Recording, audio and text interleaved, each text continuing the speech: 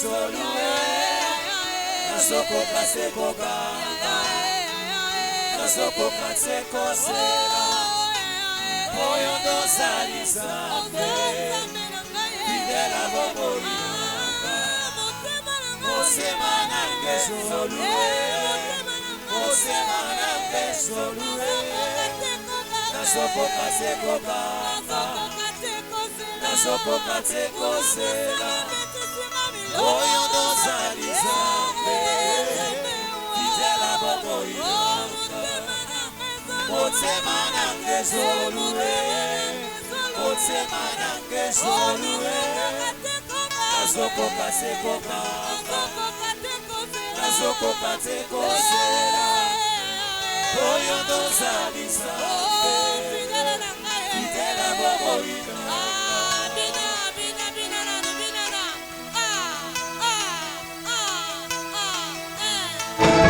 Obina kawapie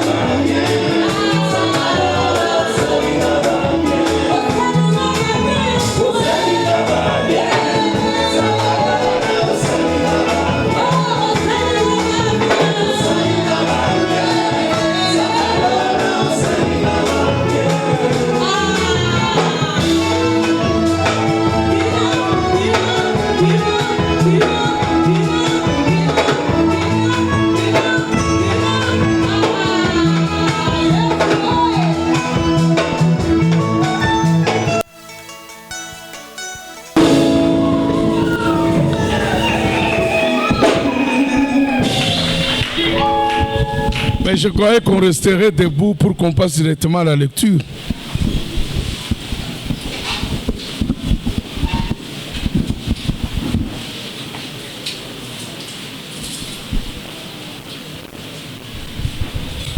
Philippiens chapitre 2, 25e au 30e verset. Philippiens chapitre 2, verset 25. Nous lisons au nom de Jésus au 30e. J'ai estimé nécessaire de vous envoyer mon frère Épaphrodite, mon compagnon d'œuvre et de combat, par qui vous avez fait parvenir de quoi pourvoir à mes besoins. Car il désirait vous voir tous, et il était fort en pleine de ce que vous aviez appris, sa maladie. Il a été malade, en effet, et près de la mort, mais Dieu a eu pitié de lui, et non seulement lui, mais aussi de moi, afin que je n'eusse pas tristesse sur tristesse. Je l'ai donc envoyé avec d'autant plus d'appressement, afin que vous vous réjouissez de les revoir, et que je sois moi-même moins triste. Recevez-les donc dans le Seigneur avec une joie entière et honorez de tels hommes. Car c'est pour l'œuvre de Christ qu'il a été près de la mort, ayant exposé sa vie afin de supplier à votre absence dans les services que vous me rendiez.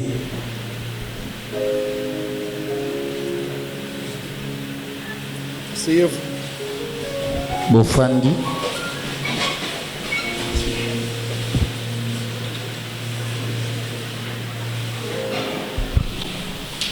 Tendre Père, c'est un grand service qui débute. Nous avons besoin de ton assistance. Nous avons besoin, Seigneur Jésus, de ta main puissante. Nous avons besoin de ton onction, de ta grâce, de ta puissance, de ton autorité, de ton pouvoir.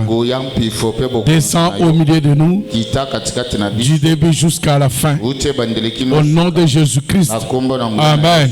Amen. Acclamons pour le roi de gloire.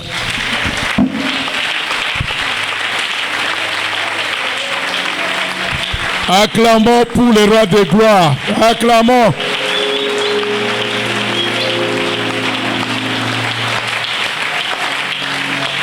Merci. Nous sommes dans le livre de Philippiens. Ce livre que Paul a écrit pendant qu'il était en prison à Rome. C'est-à-dire que vous le verrez dire que je suis dans les liens à cause de l'évangile. Ça suppose que la prison ne peut pas interdire quelqu'un de pouvoir servir son Dieu. Tu peux te retrouver dans une cellule de prison. Tu deviens le pasteur des prisonniers. Toi tu es lié, mais l'évangile n'est pas lié. Alléluia. Donc Paul était dans ces conditions-là. C'est alors que l'église de Philippe jugera bon de lui envoyer un émissaire. L'émissaire en question s'appelait Épaphrodite. Épaphrodite veut tout simplement dire le charmant. C'était un long voyage. Selon les estimations, il aurait parcouru 1100 km. Mais Épaphras s'est humilié pour amener à Paul des dons de l'église. Et pour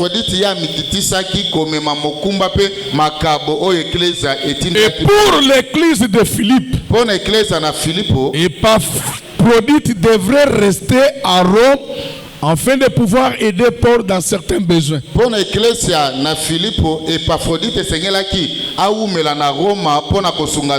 Et nous voyons que dans nos versets ou dans notre texte, les personnages clés c'est Épaphrodite et Paul lui-même. Alléluia. Amen. Mais ici, nous sommes un peu impressionnés de la manière dont Paul présente cet homme de Dieu. Il dit ceci: j'ai estimé, 25, nécessaire de vous envoyer mon frère Épaphrodite.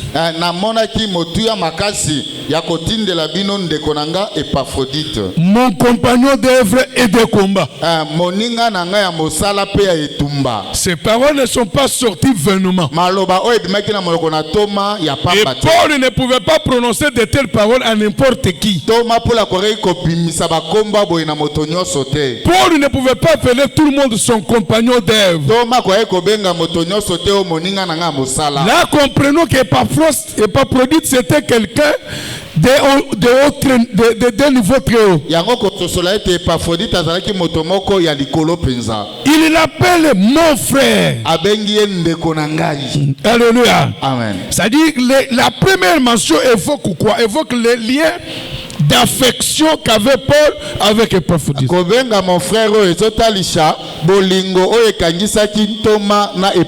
C'est pourquoi la Bible dit: appelez-vous tous les frères. Paul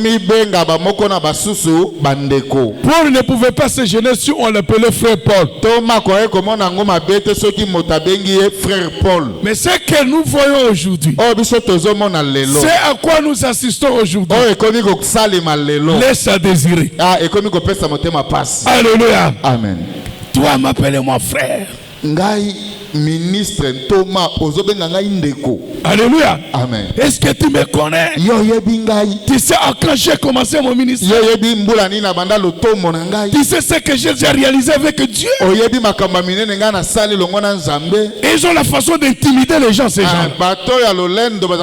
Est-ce que toi tu connais mon alliance avec Dieu? Pour que tu m'appelles frère aujourd'hui.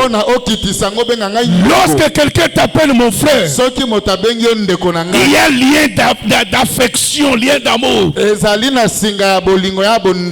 Alléluia. Amen. Évitons des titres. Et des jeunes serviteurs, si vous voulez aller loin. Méfiez-vous des titres. J'aimerais que les gens aient même te donner les titres. Lorsque les gens t'entendront, lorsque les gens t'écouteront, eux-mêmes disent, c'est un apôtre de Dieu, c'est un docteur, c'est un évangéliste, lui c'est un véritable pasteur. À la place de te donner des titres, mais lorsque tu ouvriras la bouche, il y a des gens qui vont te juger. Il n'a même pas le niveau d'un intercesseur.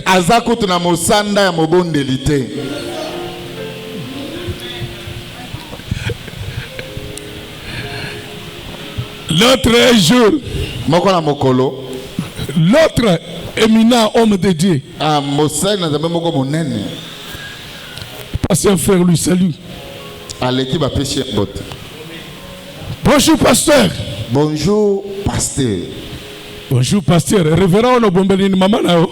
Atali alobi pono pesangai. Bonjour révérend pasteur. Olongoli révérend. Obombeli révérend go nani. Révérend Obombeli maman nao be papa nao. Pesanga bakombo na nani yoso. Pour cet homme, il fallait dire bonjour, révérend pasteur Marcel. Que le Marcel m'excuse, je citais ça. Marcel, papa, pasteur Marcel, Alléluia. Amen. Il y a des gens qui aiment ça. Il y a une petite entreprise là. Et tout le monde, vous devez l'appeler PDG. Frère, tu aimes la gloire. La gloire, c'est une fatigue.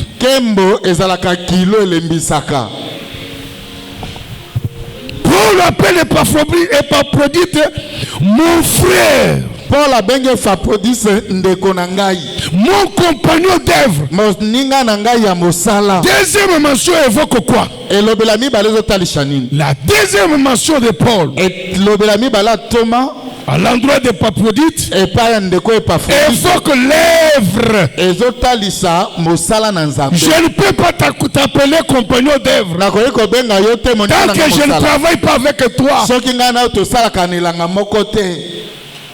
On appelle quelqu'un compagnon d'œuvre lorsqu'on travaille ensemble. Et le travail de Dieu, c'est un travail en équipe. Tu ne peux pas le faire seul. Vous devez être en équipe. Donc c'est-à-dire Épaphrodite. Vous savez quoi? L'église de Philippe, c'est Paul qui l'a bâti. C'est-à-dire à partir de là, Paul l'a repéré. Et lorsqu'on appelle quelqu'un compagnon d'œuvre, c'est-à-dire Épaphrodite s'inscrivait dans la vision de Paul.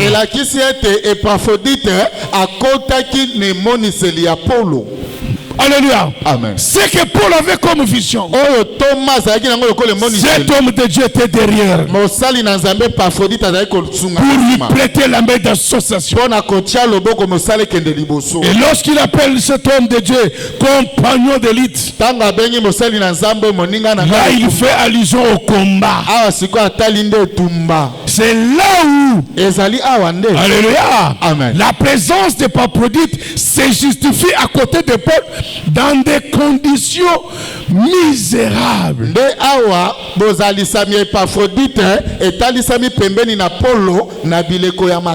Oh bien-aimé, qu'est-ce qui arrive après? Aussitôt arrivé à Rome, quelques temps après, cet homme de Dieu tombe malade. Il tombe malade. Paul dit à des reprises, il a frôlé la mort. Il était près de mourir. Alléluia. Amen. Près de mourir. À cause de l'œuvre de Dieu. Dans l'œuvre de Dieu, moi j'ai toujours dit, il n'y a que des choses. La vie ou la mort. Tu fais bien, tu as la vie. Tu fais des aventures, c'est la mort qui t'attend. Alléluia. Amen. C'est la mort qui t'attend. Mais cet homme était capable de travailler avec les autres. Il y a des gens qui aiment travailler seuls. Il y a des gens qui croient qu'ils sont capables de faire tout seuls. Vous savez, quand on fait seul, tu le fais avec facilité. Il sait que je commencerai ici, je ferai cela, ceci. Mais quand tu es derrière quelqu'un d'autre, tu es obligé de suivre ce qu'ils te disent. Ce n'est pas une simple affaire. Peut-être toi tu as une idée contraire à celle qu'il a. Mais tu t'obliges de t'allier derrière lui. Tu t'humilies. Mais à la place, j'aurais fait ça. Mais comme lui a déjà dit ça, j'accepte sa pensée. Voilà un homme qui accepte de travailler avec l'autre. Parce que vous êtes dans la chorale telle que vous êtes là. Allez, toi, tu fais que non, moi, vous savez, ce n'est pas ça, il faut faire ça, non. Même si tes idées sont bonnes, mais ils peuvent être remplacés au profit d'une autre idée. Qui apparemment comme ça ne semble même pas tenir le coup. Mais les gens disent comme c'est lui notre conducteur, nous devons nous allier derrière lui. Épaphrodite est pour travailler dans ce climat-là. Et Dieu était en train de les aider. Mais le pire est arrivé. Épaphrodite est tombé malade. Notre premier point, c'est la maladie d'Épaphrodite. Arrivé à Rome, Épaphrodite tombe gravement malade. On nous a pas dit la nature de sa maladie. Il a souffert quelle maladie? Non, la Bible s'est là-bas. Ce que nous savons est qu'il est tombé malade. Gravement. Je ne vois pas là où Paul a prié pour l'Épaphrodite. Peut-être il aurait prié, mais ça n'a pas marché. Il aurait prié, mais ça n'a pas marché.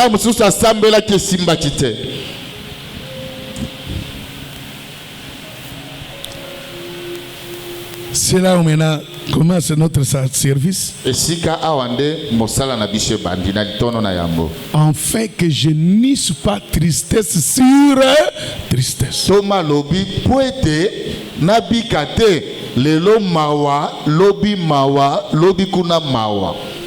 Paul avait un don de guérison terrible. On peut lire ça dans Acte 19:11. Paul avait un don de guérison terrible, bien aimé. Acte 19:11.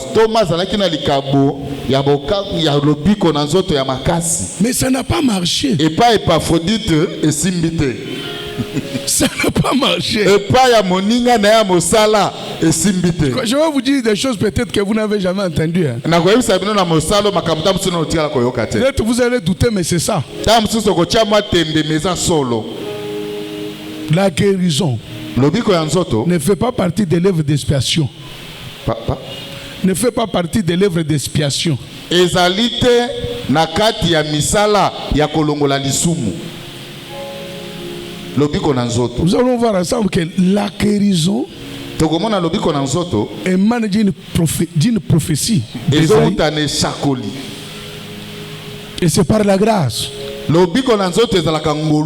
que nous avons la guérison. Je peux choquer quelqu'un, ce n'est pas un droit à revendiquer.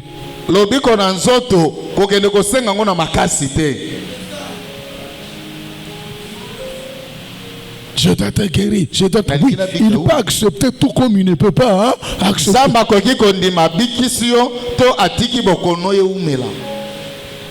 C'est ce que nous voyons ici. Le tout-puissant Paul. On dit quoi là-bas? Actes chapitre 19, verset 11.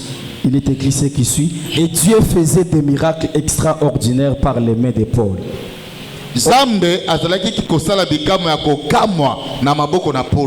Au point qu'on appliquait sur les malades des linges ou des mouchoirs qui avaient touché son corps.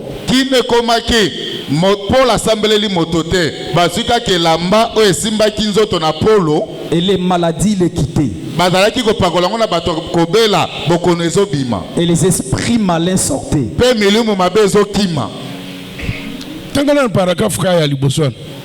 Et Dieu faisait des miracles extraordinaires par les mains de Paul. Dieu faisait des miracles extraordinaires par le truchement de qui?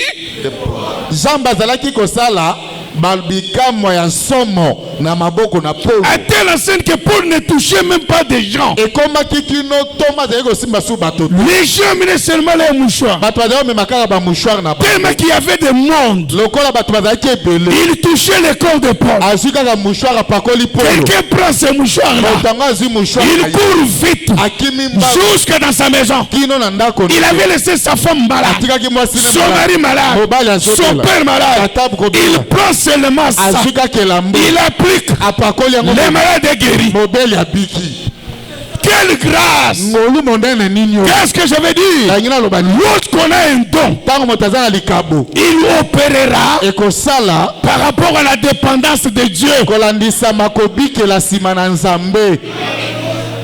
Personne ne va nous dire aujourd'hui venez, je vais vous guérir. Jamais. Il n'y a pas guérison si Dieu n'a pas donné son aval.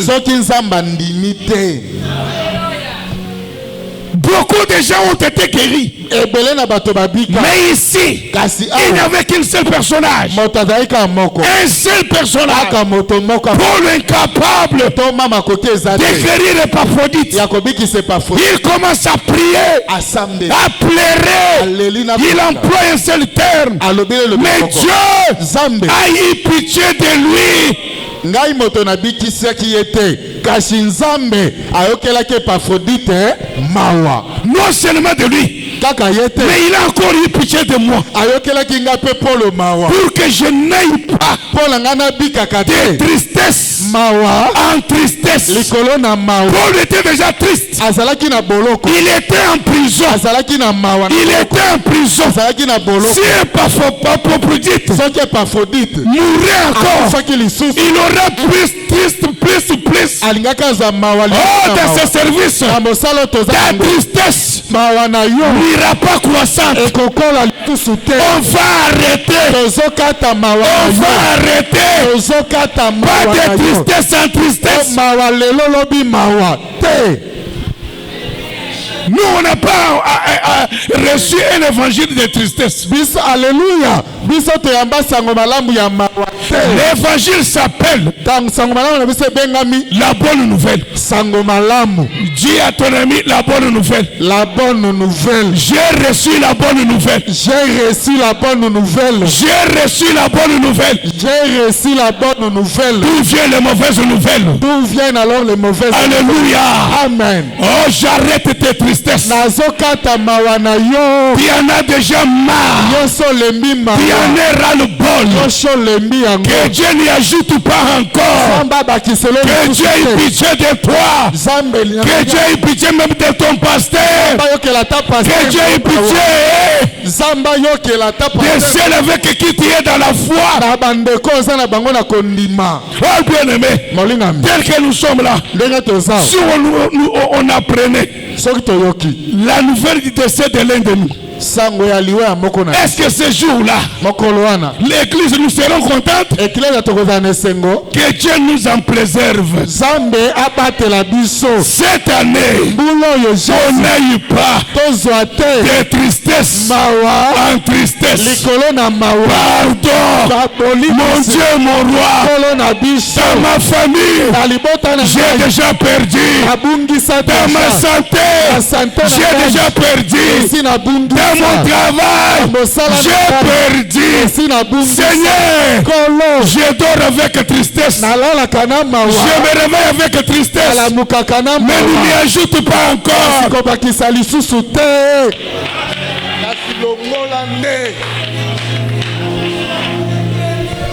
Alléluia. Amen. Tristesse sur tristesse.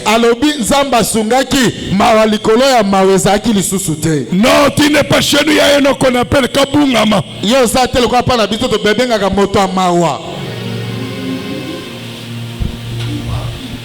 Pas ma doche Kabungama, c'est quoi? Kabungama est un an. Papa, il y a une église. Pasteur, tellement il y a une église. Kabungama belingi korobani.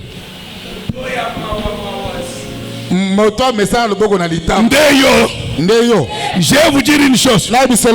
Il y a des enfants qui sont des tristes. Vous savez pourquoi? Quand la maman était crosse, elle était sous comme ça. Le bébé qui est dans ton sein adoptera l'attitude que toi, maman, tu as. Si tu es dans la gaieté, alors que vous verrez notre bébé aussitôt sorti dans les seins maternels, il crie.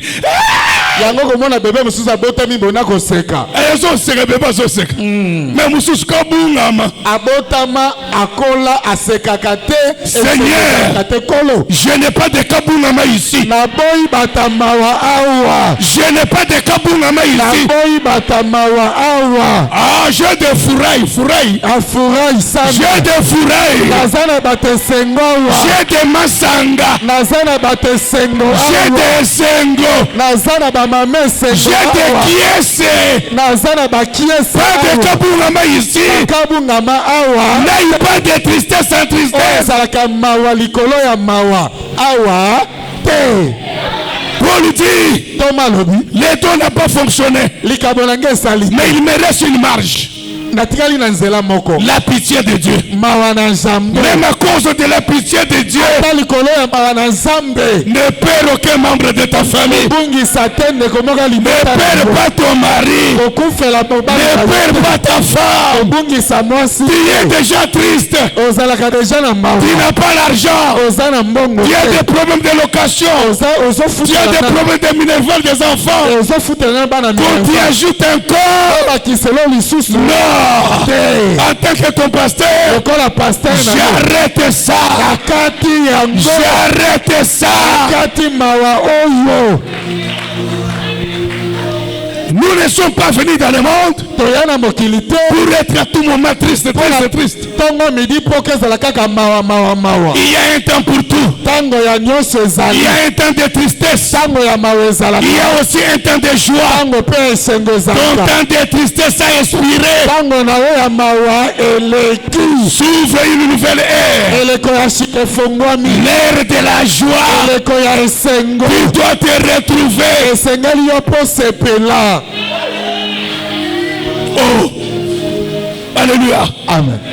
Paul dit, l'homme de Dieu a frôlé la mort. Il a frôlé la mort. Mais écoute ce que la Bible dit. La Bible dit, j'ai estimé nécessaire de vous envoyer mon frère Épaphrodite, mon compagnon d'œuvre de combat, par qui vous m'avez fait parvenir des corps pour voir à mes besoins. Paul me témoigne que je suis dans l'abondance. Il désire vous voir tous. Il était fort en peine de ce que vous avez appris de sa maladie. Il y a des gens que la famille alléluia. Amen. Que les familles ne verront pas voir un jour tomber malade. Eza na bato mosusu soki kaka beli na famille mobimba basangani Nzambe yete. Papa ka ye wana nde tozalaka na ye.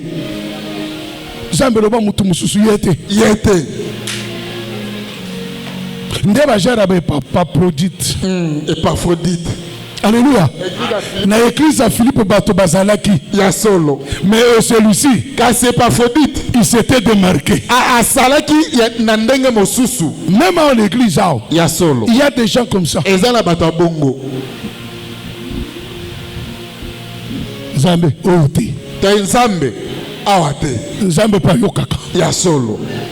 On verra avec vous les tabita. Toma na bino batabita. Nzambe pe ayokaka. Nzambe pa to sa seli bino bongo. Amen. Nous pepele kakate eleki. Ah rien.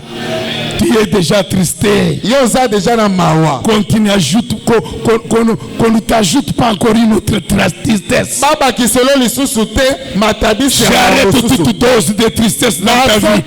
Nazokata mawanyos kati bino. Toute dose de tristesse dans ta vie. Nazokata mawanyos kati na bino. Alléluia. Amen. Là il faut comprendre que les dons doivent s'exercer dans la dépendance divine. Alléluia. Amen. Les dons servent à l'édification d'un croyant d'une assemblée ou pour accompagner l'annonce de l'évangile.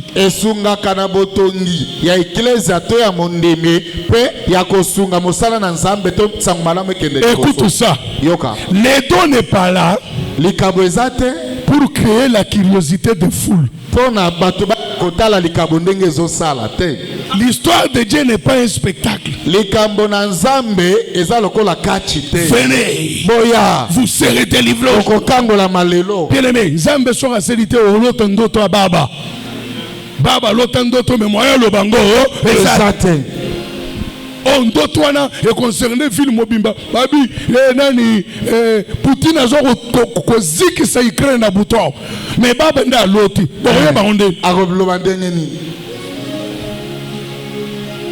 Onyo seza bilembo boye ba faux na ba vrai serviteur de Dieu. La solo. Si vous remarquez que Moussa Nzamba communion sur communier. C'est moi qui fais ça. Quand il est venu, j'ai prié. L'onction qui était témoin est sortie. Il a touché cette femme. Instantanément, il fit. Quand il est venu, j'ai prié. Il a reçu son visa. Quand il est venu, j'ai prié. Il a eu la promotion. Bien-aimé, ne remplace pas Dieu. Dieu reste Dieu. La grâce qui est en toi agit en dépendance avec Dieu. Ton onction dépend de Dieu. Ta puissance dépend de Dieu. Si Dieu n'agit pas, même si tu ferais un jeûne de 800 jours, non, Dieu n'agit pas parce que tu as fait le jeûne. Dieu agit parce que lui-même a voulu qu'il agisse. Il est souverain. Il est au-dessus de toutes choses. Le tout-puissant Paul, il a prié. Les choses n'ont pas marché. Paul a changé la dimension de sa prière. Il a commencé à implorer la pitié, la grâce. Seigneur, si mon don ne s'est pas exercé, Seigneur, même à cause de ta grâce, Dieu ouvrit le ciel et il a eu pitié des Paphrodite. On ne nous a pas décrit la manière dont la guérison s'est opérée. Peut-être chaque nuit, cet homme de Dieu ne dormait pas. Mais une nuit, l'homme de Dieu a retrouvé le sommeil. Le lendemain, totalement guéri. Dans ce service, que Dieu s'apitoie de ton cas. Si c'est une maladie, que la guérison descend. Si c'est un lien, que la délivrance descend.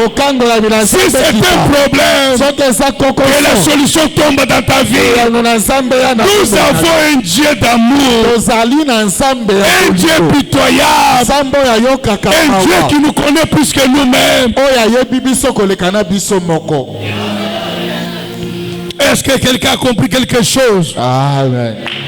Dans sa sagesse et sa miséricorde, Dieu rétablit Épaphrodite pour la consolation et la joie de Paul et de Philistin.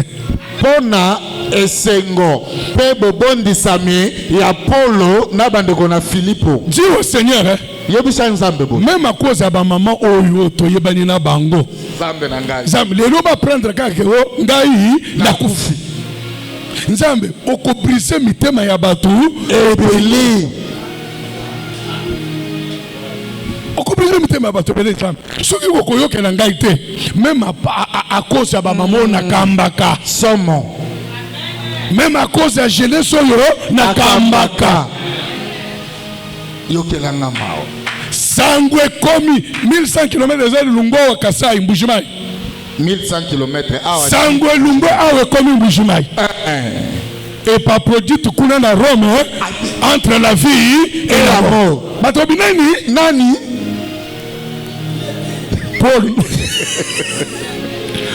Paul, nous te reconnaissons en tant qu'homme de Dieu. Nous savons que ton Dieu ne nous décevra jamais. Paul a dit, je ne vous enverrai pas la dépouille mortelle. Je vous enverrai Épaphrodite en os et en chair. Alléluia. Épaphrodite qui parle, qui voit, qui fait tous les mouvements. Et les jours même où il arrivera, il prendra la chair, il servira son Dieu. C'est pourquoi ici, Paul était dans la joie. Quelle joie peut être la mienne quand j'apprends que toi tu es malade. L'église a prié pour toi, tu t'es rétabli, tu es venu dans l'équipe. Je serai dans la joie. Les mamans seront dans la joie. Les papas seront dans la joie.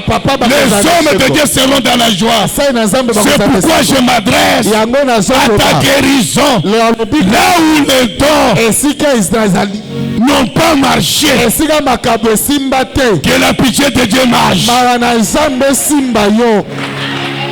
Que la miséricorde de Dieu marche. Que la grâce de Dieu marche dans ta santé.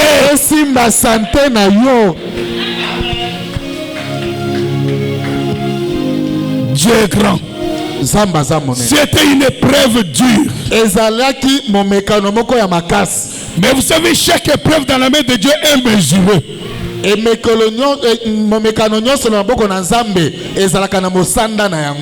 Par une main d'amour, pas une main d'agression ou de méchanceté. Car lui-même dit, aucune tentation qui vous surviendra ne sera au-delà de vous. Avec les tentations, j'arrangerai aussi le pouvoir et l'issue pour que vous en sortirez. Pour que vous en sortiez. Vous savez, j'ai appris ceci. Quand tu es dans l'épreuve, dans les problèmes difficiles, des situations qui ne changent pas, Dieu ne va pas ôter ça. Et tu sais ce que Dieu va faire? Dieu va t'aider comment traverser l'épreuve.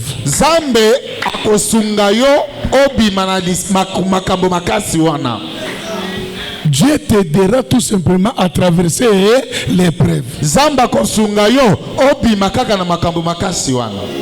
Dieu n'a pas été le feu qui était dans la fournaise ardente. Moto ya fournaise ardente, zamba no kisaki mbula te boma yango. Que je te dise une chose. Il en avait la capacité. Zamba zaki na makoka kono kisamvula. On fait tomber les Shadrach, Meshach, Abednego. Abwaki kaka Shadrach, Meshach boye. Dieu jette de l'eau. Zambe pas zumaye abwaki. Et le feu fait quoi? Moto bomani. Et là, les trois pouvaient se jubiler. Mais la gloire n'allait pas être trop grande que celle qu'ils ont connue avec le feu.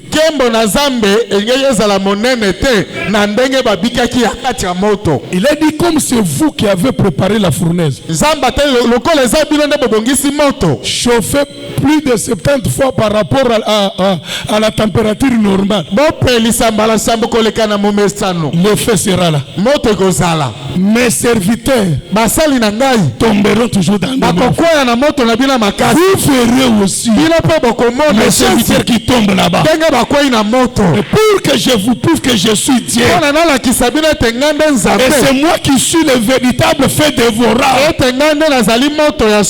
Le feu là ne les consumera pas. On les jette tout.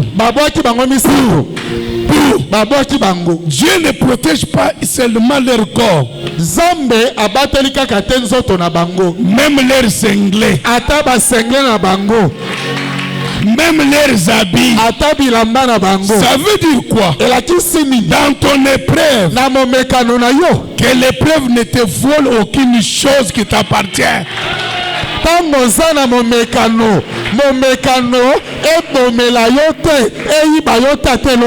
es malade. Je vais vous donner mon témoignage. Je suis entré à l'hôpital. Je dis pour la première fois en 2008. Vous connaissez, les anciens connaissent comment. Oh, c'est les nocs là qui m'ont forcé tout ça. Ils m'ont amené là-bas. Je suis resté à l'hôpital. L'hôpital là, ça coûtait cher. Cher. On avait des chambres privées climatisées. Climatisation bien là. Ta propre toilette. On avait tout. Je suis resté à l'hôpital.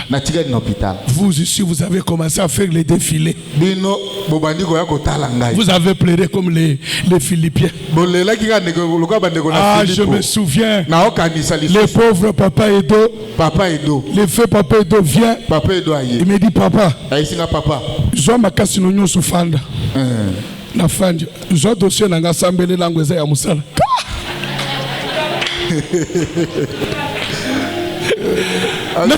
Papa, oui, mais Jacob n'a pas le Azanga qui m'a cassé. Dossier n'a pas comme Fandi Sambel. N'a pas dit que Sambel. Kolo Akeipe Simbi. Zote d'aïe Kobela casse évangile d'aïe Kobela terre. Alléluia. Mais vous savez, à la sortie, j'ai fait 5 jours. Je suis sorti poche bombée. Plus de $500 dans la poche. Mais à part Bafuti, Nabimi Penambongo, et prévoya yo. Jésus! Et Botola yo et Lokomokote. Jésus! Bandel et préveillez Bandakuna yo. Et yo est bref. Comme au côté de la vie n'angai. Alléluia. Atta chaussette n'angai. Yoka. Et kokendete. Amen. Atta mouchoir n'angai. Amen. Et kokendete. Amen. Parce que l'épreuve. La fournaise ardente. Kaleso est batté la maki. Chaussette est batté la maki. Amen. Poche est batté la maki. Porte-monnaie est batté la maki. Nakate épreuve. Noso ya yo est batté la maki.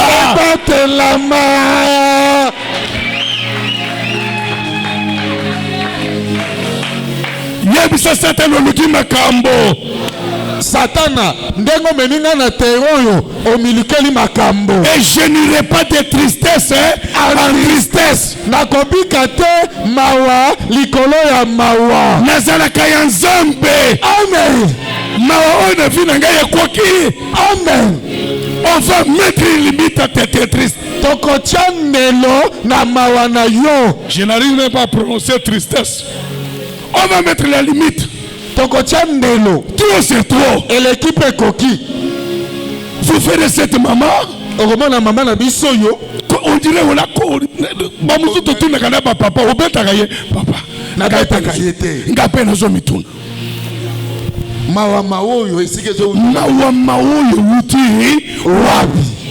Ah, reçois la joie. La Bible dit, soyez toujours joyeux. Soyez toujours joyeux. On termine avec Esther. On n'a pas terminé parce que pour Épaphrodite, on n'a pas terminé. On a 3 points qu'on doit évoquer là-bas. Mais on chute avec Esther 9, 22. Oh, épreuve. Dieu va tout simplement te faciliter comment traverser l'épreuve. Nakati la momekano zamba kosunga yo na kimia ndenge nino kokatisa momekano wana. Dieu a permis Jonas à l'épreuve. A permetta à continuer à libungu ya nini ya mbisi. Akufaki te. Mbisa sanza e mobimba. Et bon, il y a mon Daniel. Na ndula bankosi. Et c'est un peu de juger entre les feux et les lions. Tu peux préférer quoi? Moto ngai aucune de ces choses là. Biloko mibale bo pesinga na pona. Na lobi bozonga na 30 ans na kopona te. On préfère ni moto na kosi. Kosi bien nini kosi. On préfère ni eloko te. Même Bible lobi bakamati Daniel babwaki. Daniel kutuye moko tala baliyo ebele. Bafonguli mbanga na bango. Mbanga na bino kotika ko kanka ko fungwama. Mais ngai na monoko na bino ho na kokota. Ba sorcière. Batika na position bazana yango wana. Yoka. Mais yo akolia yote. Amen. Zambe na ngai. Jésus-Christ de Nazareth. Zambe na ngai. Vous croyez que les lions là c'était quoi? Mais c'est l'image des sorcières et des sorciers. Les sorcières bouffent les gens. Ils bouffent la chair humaine. Mais la tienne, on ne la broyera pas. Et je te dis une chose, un jour tu vas mourir. Mais tu t'en iras intact. On ne va pas t'amputer aucun membre de ton corps. Amen. Amen. Amen. Et il a l'habitude de dire ça en prière et pas ensemble.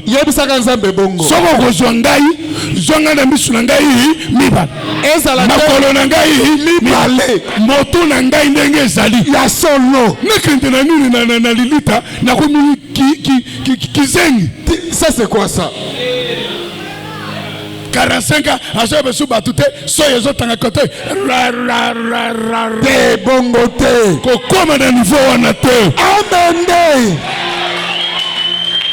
Comment un niveau on a été? Il y a solo.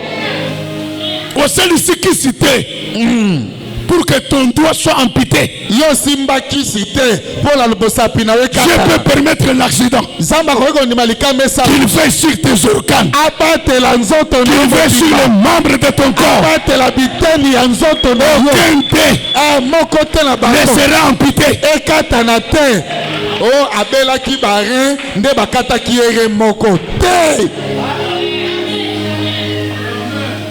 On mourra tous ces jours, on n'a pas peur de ça. Kende mobimba. Kende miso mibale, matoi mibale, maboko mibale, makolo mibale. Baliwa ya kopasuka neza ba Jezabel. Jezabel ba bwaka kiye baba bango basalini baliye. Wa Jezabel te. Ya solo. Okoko me pe Jezabel te. Amen.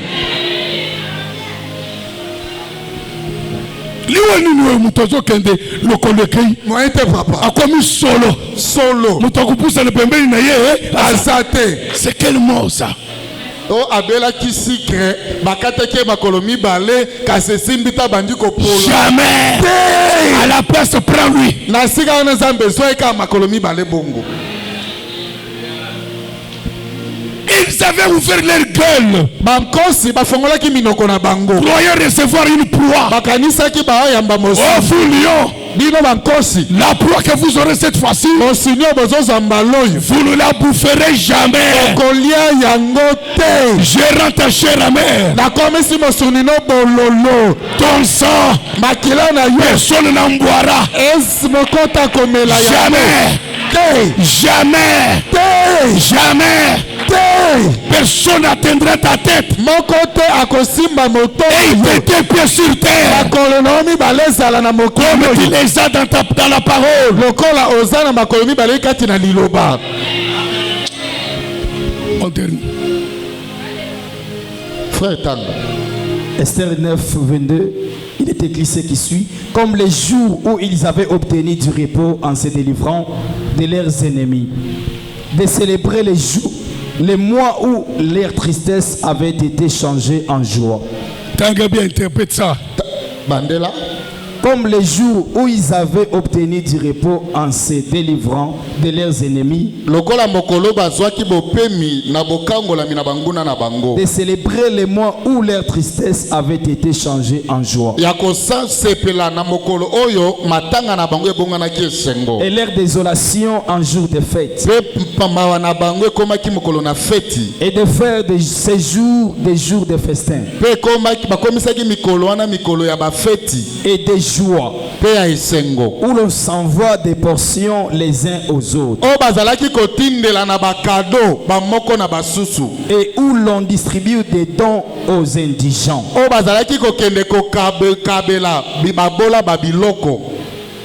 Alléluia. Amen. Est-ce que tu as compris quelque chose? Je ne reviendrai pas sur ce qui s'est passé avec Aman Mardoché. C'était jusqu'à la fin de tous ces scénarios-là. Dieu dit, vous allez instaurer une fête en Israël. Purim, quelque chose comme ça. Pourquoi Purim? Ce qui était prévu comme tristesse s'échange en joie. Je vais te dire quelque chose que tu as toujours lu mais auquel tu n'as pas encore fait l'attention. Suis-moi très bien. Vous connaissez le livre d'Esther. A commencé avec une fête. C'est terminé aussi avec une fête.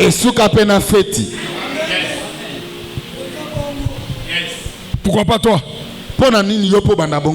Ta naissance fut une fête. Les jours de ta mort, que ça soit aussi une fête. Amen. Amen. Amen. Amen. Amen. Mais je t'assure, c'est trop fort. On ne peut pas fêter la mort d'un homme de 45 ans. Mais on fête la mort d'un vieux de 95 ans. C'est pourquoi je dis, en entrant dans le monde a fêté, la famille a fêté, ta mère a fêté, ton père a fêté, les jours de ta mort. En 95 ans, que le monde se lève aussi, que le monde fête, que le monde fête, que le monde fête, les jours où tu as inauguré ta boutique, c'était la joie. Les jours où tu voudrais changer les activités, sois aussi dans la fête. Les jours où tu t'es marié, la fête. Pour le mariage, que la fête soit quotidienne. À chaque minute, La minute. À chaque heure. À chaque jour. À chaque mois. À chaque année. Qui est faite dans ton mariage. Et vous savez bien aimé. La fête du roi Cyrus. C'est soldé par un divorce. Et si là, Nalibala kokufa. Mais la fête d'Israël, ces jours-là, c'était le jour d'échange de cadeaux.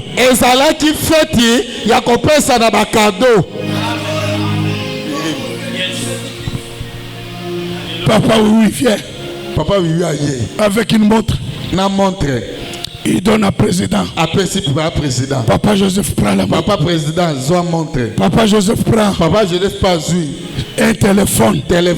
Alidor prend. Zoa. Ça s'est passé comme ça. Na Israël les est-ce que dans les deuils de telles choses se passent? Na matanga batinde na kado. Ça c'est lorsqu'il y a la joie. À la place de tristesse. Qui voulait occuper ta vie. Qui voulait élire domicile ta famille. Alléluia. Amen. Il y a des familles où la tristesse ne s'éloigne jamais. Mawe koma mwana ya famille. Batu bakufela kama ya bino. Eleki. Vous êtes sous menace à quartier. Ah, quartier balobi mbaloyo bazobuka ndako. Baobuka. Lève-toi. Telema. Dis Seigneur. Le bankolo. Même si tu ne m'exauces pas. Atasoko ya nolinga ite. Ta pitié. Mawana yo. Pitié. Mawana yo. Pitié. Mawana yo. Il y a des familles qui changent de feuilleton de malheur. Ezana bato mabota misusu. Mawa ya maladi soki esili. Mawa accident ye. Sima mawa ya boye. Basandaka ba épisode ba mawa. Épisode. Baza mawa na bango ezaka ba série. Et quand ils se rencontrent, ils se demandent, il y a plusieurs qui sont dans mon colonie. Soki bakutani na mawa songolo. Oh ndeko na ba membre bango mo ba biyebi. Ba bengani ndeko la mamu suna libala tango ba okutana. Kala biso. Et que si le mokolo tokoyipe kosangana pona fête te kaka makambo boye. Mais la Bible dit, Bible Jean le bas, il y a une fin pour tout. Et là qu'on est zagana suka. Quand il y a la tristesse, tango ya mawezali, le temps de jubilé aussi sera là. Tango ya isengo ya kosepela pe kozala. C'est pourquoi ici, yango awa, Esther, après tout ce feuilleton là, nasima bango mona makamino so ba mona kiwa. Dieu leur dit, zamba yeko yebisa bango. Retenez ces 2 jours. Bosima mikolo mibale. Commencez à fêter ça. Bobanda kosepela na mikolo. Pendant ces jours, na mikolo yo, votre tristesse mawana bino a été changée en joie. Et bongwana ke konye sengo. Viens la semaine. Yaka na poso. Tu vivras la joie de ta vie. Okobika esengo ya bomo inayo. Tu vivras la joie de ta famille. Okobika esengo ya libota. Tu vivras la joie de ton mariage. Okobika esengo ya libota. Tu vivras la joie de ta vie professionnelle. Okobika esengo na mosala. Au nom de Jésus. Acclamons très fort pour les rois des rois.